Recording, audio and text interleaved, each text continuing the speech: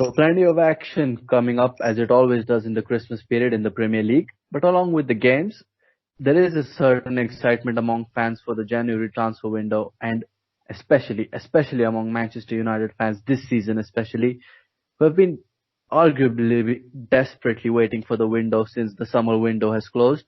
Hello and welcome to all our listeners. I am here, your host as always. I've got with me Prathamesh and Smith.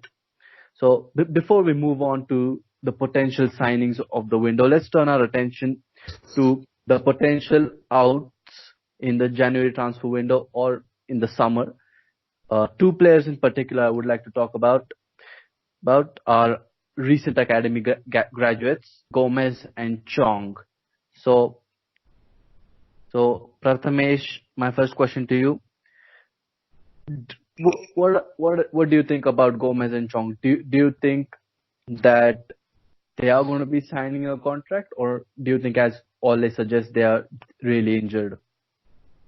Uh, Talking about Angel Gomez, I believe he has been on the fringes of the team for quite a while.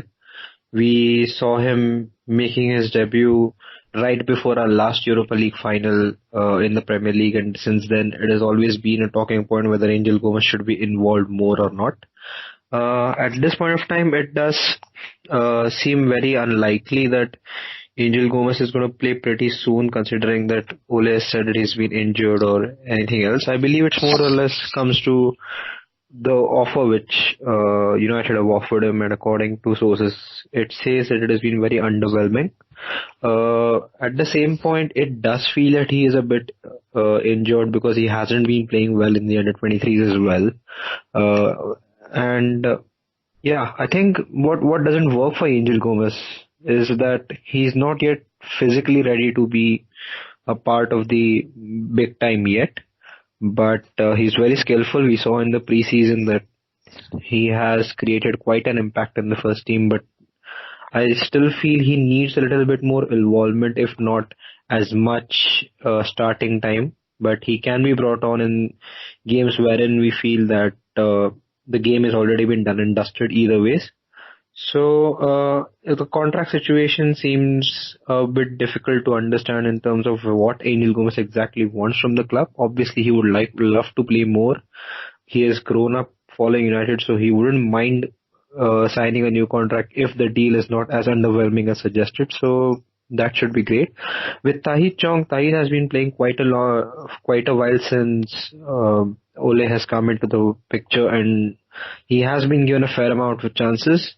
At the same point, it does not seem that he has always taken that chance quite well, but he's only young and he's been playing well for the age category team for quite a while. So it does seem that Ole might prefer giving him a new contract and see how it goes. But at the same point of time, even if Tahith is on his way to some other club, it wouldn't be the biggest disappointment considering that he hasn't always taken his chances. But yes, with United youngsters who have left the club and have done well outside, like Paul, and then you end up buying them for use fee, you would rather want Tahith to stay at the club. So uh, I think the formal offer is yet to be coming from United as per the sources. So there is still quite a bit of time, considering that January is not going to be an issue for Tai Chong in terms of pre-contract negotiations or anything. So we still have a lot of time to decide on that. But yes, it would be better if we have both Tahith and Angel in the team start next season.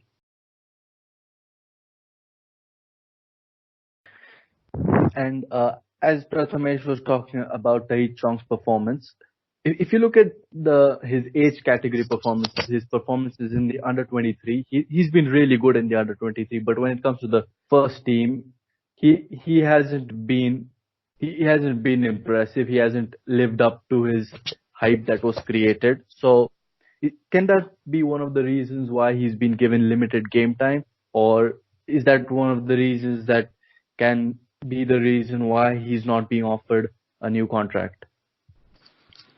Um, I don't know. I mean, we say we've seen enough of him this season, but then he's he's done well in the Premier League too, which is of course the youth games for United under 23. He's played like 5 games and he has a hand in like almost 9 goals. He's got 5 goals and he's got 4 assists. So I'm gonna say that's pretty good. And he's played all 5 games, like he's completed 90 minutes in each of those games. But then when it comes to the Europa League or even the Carabao Cup, he has just underperformed. I don't know if it's a mental thing and he's not been able to step up with the chances he's been getting, or he's not been able to link with our players like McTominay or Fred or let's say or Rashford or so I don't really know what the problem is, because obviously like he's got the potential. We saw it last season as well. We've been seeing it under 23 as well. So I don't think. I mean, I don't think his performances in the League Two will affect his performances with the first team. But then, as far as I'm concerned, when you get a chance in the first team, I think you have to impress to be able to get that new contract and to be able to get the manager's confidence to start you week in, week out. And with the likes of Rashford, Greenwood, Martial, James, I don't see Chong getting a lot of game time. And with the summer approaching and also the January transfer window, we might end up signing a winger or two. So I doubt that Chong is going to be here next, I think summer. He should sign the contract in Jan maybe, but I think he'll move on. Yes, and well, given what Ole Gunnar Solskjaer has been saying over his 1 year time now since he's been the Manchester United manager, he's in that 1 year he's talked a lot about youth. He's talked a lot about promoting youth, and given what he said, and given the circumstances that Gomez and Chong find themselves in, can you say that Ole Gunnar Solskjaer has failed to deliver what he has promised in terms of the youth? I think Ole has been quite generous in terms of uh, giving youth a lot of mention in the media. I think the youth haven't always delivered when Ole has called them upon. You could see what Ole's plan was even during the PSG second leg, wherein when we had to win the game, he just sent all the youngsters in. His main idea looks to be like playing the style of football which he played against Manchester City, wherein fast counter-attacking football with proper concentration for the rest of the game. And the youth haven't always been clinical, and I think he has delivered on pretty much everything rather than the results, I would say. But it is going to take time because most of these kids are 18, 19, 20 years old, and they're only going to get better. Like if you look at the likes of Greenwood, who is 17, 18 right now, so it is going to be difficult to expect too much out of a Greenwood, Chong, Gomes. We are only now starting to see the more consistent version of Marcus Rashford. We are still yet to see how good Martial does, and we have now seen Brandon Williams do quite well this season, Aaron Wan-Bissaka do quite well this season. We have seen Scott McTominay become the heart of our midfield. So I believe Ole has delivered in terms of giving youth their chance. I think it's upon the youth now to take it on and keep developing. You can't expect them to play at their very best in the next season or even for the next couple of seasons. I think when these crop of players eventually turn 23, 24, 25, that is when we're actually going to see the best of this. So I think it's all about giving youth their time, at the same time hoping that the best of the results come their way. Tactically, Ole has developed, and I believe we are only going to see the better of the youth in the upcoming seasons. Well, Yeah, talking I think about talking yes. about youth in the upcoming seasons when they're 24, 25, 26.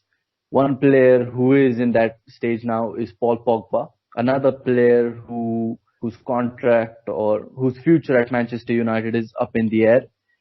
Given Mino Raiola's recent comments, do you Yeah. think that he's staying or is he leaving? I honestly don't know. It's become a kind of a circus now, hasn't it? I mean, it happened under Mourinho.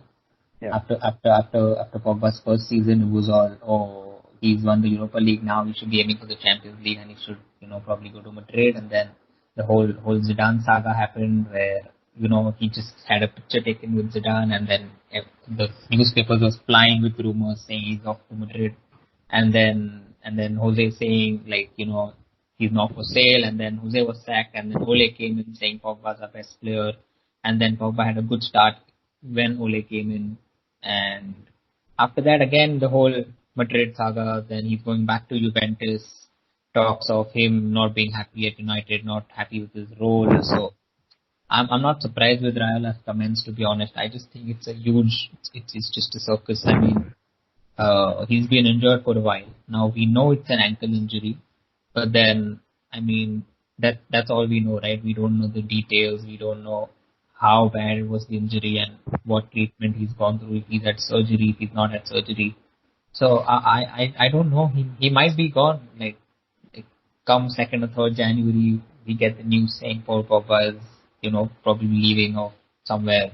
And it might not be in January. Like there might be an agreement to sell him in summer or something. But I mean, Ole's always come out in his press conferences and said that he's world class and he makes this team better and there's no way he's being sold. But then, I mean, a lot of the big teams always sugarcoat their players right before they're about to be sold, right? And it's done with managers as well. So we've seen so many people come out from the board, from other clubs, saying we have full trust in the manager, we have full trust in the XYZ player, and next thing you know, next week or within a week, the player or manager is sacked or sold. So I don't know. I hope he's not sold. I hope his heart is still at United. I hope he comes back stronger because he makes the midfield tick, right. He's that creative link between McTominay and Rashford, right? So I hope he stays, but if his heart is not at United, then I think we should sell him. I think one thing which we really need to see is amongst all this Paul Pogba circus, one thing which we need to notice is he sells. I think when he has a bad game, he's always in the media. When he has a good game, he's in the media. When he's playing, he's in the media. When he's injured, he's in the media. I think most of the media in the world make money, the football media especially, by just talking about Pogba. So I believe sometimes you just don't understand whether this is a created circus or an existing one in the reality. He has been injured for a while, but I'm pretty sure that Paul is going to be back and we are going to see him playing for United this season. Next season might just depend on how well we do this season in terms of whether we are in the Champions League next season or not. But I think his heart has always been a bit difficult to gauge because he came to United wanting to feel at home again, and which he said at that time he did. Mino has been giving quite contradictory comments, so I don't think we might concentrate on that as of now. But I think yes, we will definitely see Paul Pogba playing this season for Manchester United. Next season might just be a question mark, might depend on how well we perform, how well he gels with the team. And I think if he feels that he's going to play well in this team, there is every possibility he might just sign a new contract. And yes, I believe he is only going to make the team better in terms of linking up the likes of Freds and McTominays to the Rashfords, Martials, and the Dan James, or whomever we sign in the forward line next season or say in January. There's no doubt about his ability. It has always been a mental game with Pogba. Sometimes he has been played out of position. According to many people, he can play in a better position when he's more closer to the striker. And I believe if we can actually play him there for the rest of the season, who knows, we might actually end up keeping him for the next 2-3 seasons or for a long time. Yes, so well, Champions League qualification is very important, not just for Paul Pogba, but for the club as a whole. Speaking about qualifying for the Champions League, we do need some more quality. We need squad depth to either qualify through the Europa League route or through the top four route. Speaking of that, we've been heavily linked with Haaland this season and in the January transfer window especially. Now, since that RB Red Bull Salzburg have dropped out to the Europa League, do you see Smith Haaland being a reality in January? Yeah, I mean, reality is, of course, of course, he's like, it's not impossible to sign him in the summer. He's got a 17 million release clause, but then his agent is Raiola, so you can work out the maths there. It's not. It's funny because this always happens to us, right? But I'm not gonna get too excited. I mean, I won't be surprised if he joins, let's say, Leipzig or Dortmund instead of us because they're playing far better football. I mean that's the most important thing for like a 20-year-old, right? And it's been said that he needs to be assured of game time. Yeah. And with Martial, Rashford, and James, and Ole, of course, not dropping Martial in spite of dropping 5 or 4 out of 10s every week. So I don't know where Haaland fits into this team under Ole, but as a player, I think Haaland for 17 million is a no-brainer for me. I would buy him hands down. I mean, there's no question why we would not go for someone like Haaland. But then now the question is, so we also been linked to the likes of Saul as well, right? Now when you think of Saul and Haaland and Jan, it just reminds you of Bruno and Dybala, right? So Bruno Yeah. started off as a rumor. Then Bruno was spotted on a plane to Manchester. The same happened with Dybala. Then there was this issue with his image rights. And the next thing you know, Bruno signed a contract. Dybala said that he's happy with Sarri coming in and he wants to play with Ronaldo and Higuain. So now also with Haaland and Saul, I think we're saying the same thing that we saw in June, July. I mean, so I mean, people are flipping with him signing a United shirt and then just to prove them wrong, he's signing Napoli shirt, he's signing Leipzig shirt, and so this is not making any sense to me. And Ole is also, but then today was reported that he was on a plane to Manchester, and then Ole says that he's just on holiday, right? Now, if we've Yeah. not been in contact with Haaland and his agent, Ole should not be knowing that he's off for holiday, right? I mean, it makes no sense. Why Yeah. will Ole know that Haaland is off to holiday to Copenhagen? I mean, are they that close? I mean, it does not make sense, right? So either he's coming or he's not coming. It's a simple question, and I think even if he comes, it won't surprise me because of Ole and Haaland's link at Mold. And if he does not, then I mean that is also not going to be surprising. It will just show the lack of intent by the board. And yeah, but quality signing if we do manage to sign him on the first of Jan. I think we need to remember what Smith just said about the last transfer window. But before we jump to any other conclusions, I think one thing we need to consider is Haaland is the kind of player we don't have in our squad. I think he reminds me a bit of the good qualities of Mario Mandzukic in terms of his finishing, his positioning. He has scored quite a few goals this season. He scored 8 goals in the Champions League and he scored 16 in the league. And that tells me that he's always at the right place at the right time. Probably the kind of striker we don't have in our squad. We do have Martial, but Martial tends to drop in quite a few times, tends to drift out, and there are so many crosses which we have in the box, we don't have a player to tap it in, and Haaland is that kind of player who can actually do that. So we need to remember that. Talking about, I think Ole definitely knows that he wants to sign him. The world knows that United wants to sign him. So there is no doubt there that United are going to go in for him. It only makes sense considering we don't have that kind of a striker. Also, we need to remember he's only 19 years old, so there can be a overburden of expectations on a 19-year-old again, but Ole wants to build for the future, and who knows, he might just be one of the part of the solution. He's someone who is very strong, and he gives us a different avenue in terms of our attack. He can hold up the ball better. He's better in the air than our existing striker, so I believe that can be a good solution. One of the most interesting part to notice is that the scoring frequency in the Champions League this season has been every 47 minutes, which tells me even that in the big boy leagues he's able to deliver even at this point of time. And he's not only scored 16 goals this season in the Norwegian league, for Salzburg, he has also missed 10 big chances, which tells me that maybe his finishing is not yet there, but he's always getting into right positions. And even there, he has scored 4 assists. He's got 4 assists as well. He's been creating a few chances here and there. So I think he is a good striker to have a go for.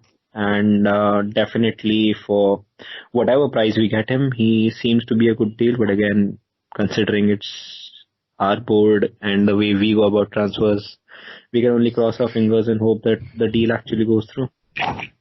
Yeah, Yes. I just wanted to add one more thing. I won't be surprised if we sign Mandzukic instead of Haaland, to be honest, because this board is all about shitty decisions. And I mean, Mandzukic won't be that bad, but then if you're getting Haaland for like the same price as Mandzukic, I think it should be a no-brainer. But then, yeah, like Prathamesh said, fingers crossed. Yeah, I think Haaland is the kind of striker you want to look forward to the future. I think he's going to be even more expensive come June. Yeah. And to be honest, I feel Mario Mandzukic is one of the most underrated strikers I've seen. So, yeah, I think he is quite a decent player, but not whom we want to have right now, considering the way we are building the squad. But I think yes, Haaland seems quite a good decision if the deal actually goes through. Yes, so we are continuing to build for the future. Speaking of Haaland, speaking of Rashford and Martial as strike options as well, and even Mason Greenwood, do you think that instead of maybe Haaland, we should try and target a midfielder in January because we can see that since Pogba has been injured, we've lacked that creativity up front. Yeah, I mean, we should be looking to, always strengthen the squad, but then it's also up to at what period in time we are looking at players, right? I mean, January is, as we all know, it's the toughest transfer window, and not many teams do get lucky with their players. I mean, speaking of midfielders, honestly, I don't know who we can target. We can't target players from Leicester. They are committed to Brendan Rodgers, and they're doing like really, really well under him. So the likes of Madison or NDD are, I think, almost out until May, June. So that's no. I mean, there are rumors of Saul. So Saul is gonna cost like big money, right? He's not gonna come for cheap. He's not gonna come for 50, 60 million. He's gonna cost us like, I don't know, 80, 90, maybe 100, thinking it's United, like how other clubs always milk us. So in January, obviously it's important we sign a midfielder, but then if we don't and we only sign Haaland, I think that won't be too bad because as we all know with Pogba coming back and Fred and McTominay really stepping up, it should not be a problem for us in the Europa League. But it's always better to have extra bodies as backup. So I think it'll be nice if we do sign a midfielder, but I just don't see us doing that bit of business in Jan. I think in midfield, I see two realistic options. One being Christian Eriksen from Tottenham. He's been having a contract situation for a while, and it looks like he's going to leave the club anyway. We might just be in a good position to sign him. He might not be as expensive as he could have been previously. The way he plays suits our game because obviously with the kind of fast players we have in our front three, we need someone who can actually produce a perfect pass to them, and Eriksen is that kind of a player. He has been creating a great impact at Tottenham, and he's a good goal scorer, he's a good set piece taker, someone in corners we definitely need to have. So I think Christian Eriksen seems a pretty fair option. Whether Tottenham would actually sell him to us is another question, but rather than letting him go for free in June, they might rather prefer selling it to a direct rival. I think they've also said that they don't mind it, so I think Eriksen is a good option. Another option that has been there in the media, and I think I've been personally following for a few months, is Jack Grealish. I think he has been in the news since the last time Villa got relegated, and he played quite well. I think he's become Villa's best player now. The only reason I think he hasn't made in the English squad is that he's Aston Villa player. I think he goes and plays in a better team. I think there is every chance of him making to the England squad as well. He's that kind of a player. He's someone who can run with the ball. He has got high energy. He has a good pass in him. As you heard, Old Trafford, he's got a goal in him as well. So I think he can be the kind of high energy goal scoring and someone who can actually contribute with a bit more dynamism in midfield. I think Jack Grealish is quite a good option, but again, Grealish might be expensive, no doubt about it. Aston Villa will look to cash in on him in case that offer stands. So I think Eriksen seems more realistic than any other one, but I think I would personally prefer Grealish as well, if not Eriksen. Yeah, but then have you seen Ericsson this season? I mean, I think he's been one of, like, I don't know, the top three worst players for Spurs. Maybe he's got just one goal and like a couple of assists so far, and he's been on the bench for like 3 to 4 times already in the past 5 or 6 games. So I don't know what's up with him. If it's the contract situation, or I mean he's available for free if he does not sign in Jan. So we might just get him for free, and we won't have to pay a single penny to Spurs except pay Ericsson's wages. But then his performances this season have been absolutely, I don't know, it's been really poor. He's not done well, and we've seen Pochettino drop him. We've seen Mourinho keeping him on the bench against Sheffield and Bournemouth. But yeah, as you said, he's a quality signing, and if we sign him for free, I think it's just going to improve us. And if we do manage to sign Haaland, I think Pogba, Eriksen, Haaland, James, Rashford, that should be a quality level with these two. So fingers crossed. To be honest, I don't feel he's going to be signed by any club for free. I think Tottenham will sell him off this January. Levy's going to come in. I don't think Levy's going to let that happen, but I don't think we're going to sign him for free if we do. I think we need to also recognize that since his Ajax stays till the end of the last season, the growth of Christian Eriksen has been quite brilliant in many ways. Yeah. It's been a shocker how he hasn't ended up at a better club yet, but then now considering his form has dropped down a bit, there has been certain people who have been questioning him, but I believe the quality is there. It's his contract situation that has been affecting him for a while, and I think once he leaves Tottenham and joins any other club, preferably Man United for us. So if he does join United, I believe we might see Christian Eriksen working those wonders again, which he has been working for quite a while now. Yeah, and he's just 27, so I mean, he's got 5 years in him, so should be back to his best if he moves to another club maybe. So yeah, over to you, Tahith, now. Yes, well, plenty to look forward to in the January transfer window, and plenty to look forward to at the weekend as well, as United are facing Watford away. So we'll join. So the listeners, you can join us in the next podcast for that to have some insights about Watford. And Prathamesh, thank you very much for joining us tonight. So to Smith and to all our listeners, if you like the podcast, you can like, comment, share, and subscribe. Thank you very much. Cheers.